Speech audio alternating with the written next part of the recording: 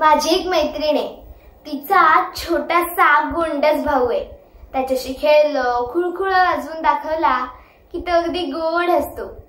मला ना तो खूप आवडतो, पण तिच्या आपल्या सारख्या तक्रारी चालू असतात। हा असंच करतो आणि हा तसंच करतो। या कवितेतला जो दादा आहे ना, तो पण अशाच तक्रारी सांगतोय। कवी आहेत मंगेश पाडगावकर आणि कवितेचं नाव आहे लहाना भाऊ। माझा लहाना भाऊ, जवळ नका जाऊ, झोपेतून उठेल, मोठ्यान रडत सुटेल। अजून काही कळत नाही, कुशी सुद्धा वळत नाही। घेतला की डोलतो, बोलतो। घुसू घुसू पाणी, गोड गोड गाणी, दूध देते आई, गाई गाई गाई।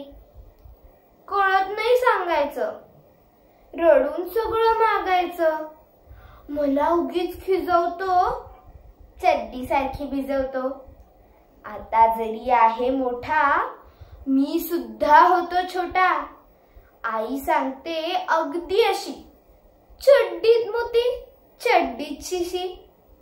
मला मात्र पटत नाही, मुळीच खरं वाटत नाही। या कवितेतल्या दादासारख्या एका मुलाची पुढली कविता आहे। कविता आहे खाऊ। बाबांसाठी केलेला मीच खाल्ला डोसा, बाबांनी संतापून दिला एक ठोसा। दादासाठी केलेला सांजा मीच गिळला, दमून आल्या दादाने माझा कान पिळला। बटाट्याची भाजी होती ठेवली ताईसाठी, मी गुपचूप मटकावताच तिने हाणली काठी। आता फक्त उरले डब्यात काही लाडू, पण नको, आईच्या हातात आहे झाडू।